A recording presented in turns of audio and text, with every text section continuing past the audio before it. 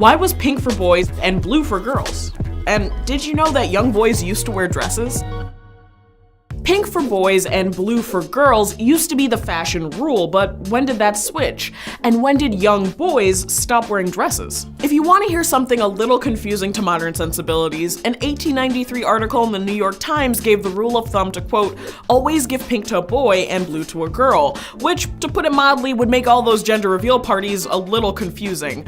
But although today we take it for granted that blue is the color for boys and pink is the color equivalent of all things feminine, when did we first start making that assumption? And why pink and blue? Why not green for girls and lilac for boys?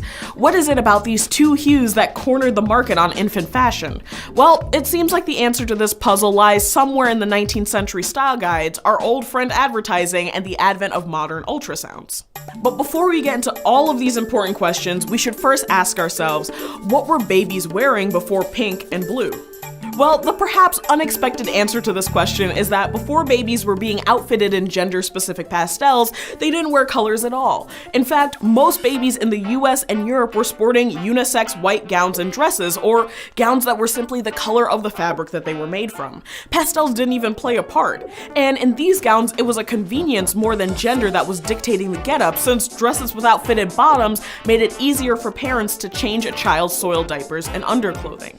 Also, white wasn't just a matter of style, but a question of practicality. White clothing could be cleaned more easily either by using stronger soaps and bleach, or outside without having to worry about maintaining and preserving their distinct colors. So not only did babies rock a surprisingly colorless wardrobe, they were also pretty much uniformly rocking dresses, a look that we now associate very strongly with femininity, girls, and women. But after checking out this picture of a young Franklin Roosevelt rocking a dress circa 1884, you have to admit that if even future presidents were wearing white dresses, then it wasn't just an anomaly. In fact, it was the fashion that young boys should wear dresses until they were about 6 or 7, when they would also receive their first haircuts. So through much of the 19th century, babies looked pretty indistinct, at least along gender lines, and it wasn't thought of as an issue at all.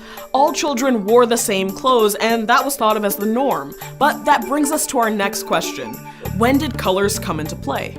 Well, the idea that colors could be added to baby clothing in the US wasn't introduced in popular culture until the mid-19th century, according to Professor Joe B. Pauletti at the University of Maryland. But even then, colors weren't always so closely aligned to gender. That didn't come into play until after World War I. And when they did start getting lined up to certain baby genders, it wasn't always blue equals boy and pink is for girls. In fact, sometimes it was the opposite. Pauletti argues that in order for clothing to assume a certain gender identity or association, the pattern of use has to line up with concepts and cultural norms that we assume are unambiguously connected to a specific gender. And some of these assumptions are based on the pattern of use of a particular garment.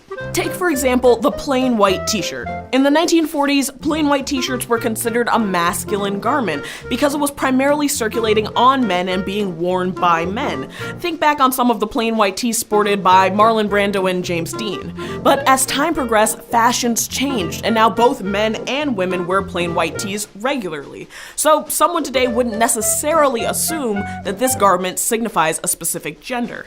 This was the same for infant dresses and colors throughout the 19th century. Because the plain dresses were thought of as children's clothing more broadly, there wasn't a concern that they should wear distinct outfits based on whether they were boys or girls. And even as colors were introduced into the baby fashion lexicon, there wasn't a clear-cut formula down gender lines. For example, a June 1918 article in Earnshaw's Infants Department publication stated, "The generally accepted rule is pink for the boys and blue for the girls. The reason is that pink, being the more decided and strong color, is more suitable for the boy, while blue, which is more delicate and dainty, is prettier for the girl." Sounds strange now, doesn't it? Additionally, according to the Smithsonian Magazine, some sources note that blue should be for blonde and blue-eyed children, while pink was ideal for brown-eyed babies and brunettes. In 1927, Time Magazine had a style chart that suggested gender-appropriate colors for children, and department stores across the country suggested boys wear pink, including Filene's, Best & Co., Hales, and Marshall Field. So choosing colors based on gender was a fairly recent phenomenon, but if baby colors weren't always pink and blue, that leads us to our next question. When did pink become a color for girls, and when did blue get assigned to boys? Well, it seems that assigning pink and blue had a lot to do with manufacturers around the time current baby boomers were children. Because even though we've listed that some style guides suggested pink for boys, others argued for boys wearing blue and girls in pink. In the 1940s, manufacturers began making clothing that color coordinated for young boys and young girls, dividing the population between blue and pink color assignments based on what they believed the public would like and what they would buy. And eventually, the gendered color codes we know today won out. But as Paoletti argues, it could have gone the other way. There's really no dedicated logic behind the assignment of these colors to feminine and masculine qualities in the US. In fact, if you look around the world, colors can come to signify multiple meanings and rituals across cultures. For example, red in South Africa can stand for mourning, whereas in China, red can be a harbinger of good luck. In Germany and France, yellow can be a signifier of jealousy, whereas in Japan, yellow can be used for bravery, wealth, and refinement. And blue can be seen as a sign of different religious practices and carries special significance in Judaism, Catholicism in Latin America, and Hinduism. So, colors are up for grabs as cultural markers, and the designation of pink and blue to certain genders was as much about the marketing choices at the beginning of the 20th century as it was about preferences believed to be tied to masculine and feminine traits. In fact, even though pink and blue color codes, boys wearing pants to emulate their fathers, and infant girls wearing dresses to mirror mom, saw a rise in popularity at the beginning of the 20th century, it somewhat waned in the 1960s. With the rise of the women's liberation movement, there was some easing in the manufacturer's push of color-coded and gender-specific clothing, with unisex clothes seeing some popularity again. So even though there still remained pink clothes for girls, there was a wider range of outfits designed to give young girls more freedom of movement and activity than the more standard dresses. But by the 1980s, we see the cementing of color-coded clothing for infants with specific gendering, and that may be related to improvements in ultrasound technology. Around 1985, when ultrasounds were getting clearer and clearer, parents were able to ask their healthcare provider the big question at the heart of every gender reveal video: are we having a boy or a girl? And that's when products for infants geared towards a specific baby outcome increased in demand and popularity.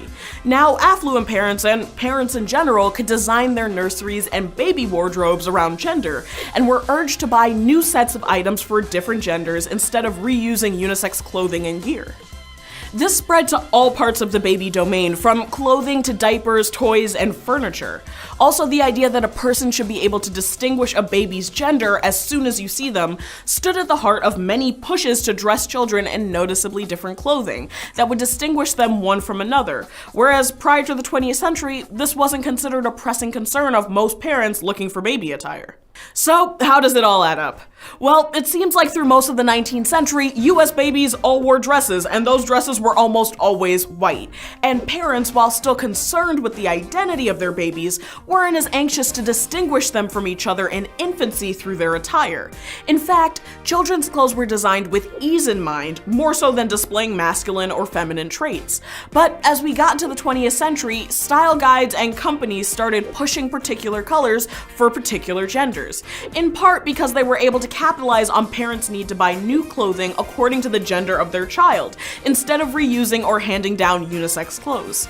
And although gendered colors were waning by the 60s and 70s, improvements in ultrasounds allowed parents to make predictions and nursery design plans around the gender of upcoming babies. So even though pink and blue could easily be reversed, it might not have changed how we conceive of gender in the popular domain, but rather how we draw associations and assumptions about gender based on certain color schemes. So what do you think? Any more resources to add about the history of boys wearing blue and girls in pink? Drop them below. Be sure to follow us on Facebook, YouTube, and Instagram, and we'll see you next week.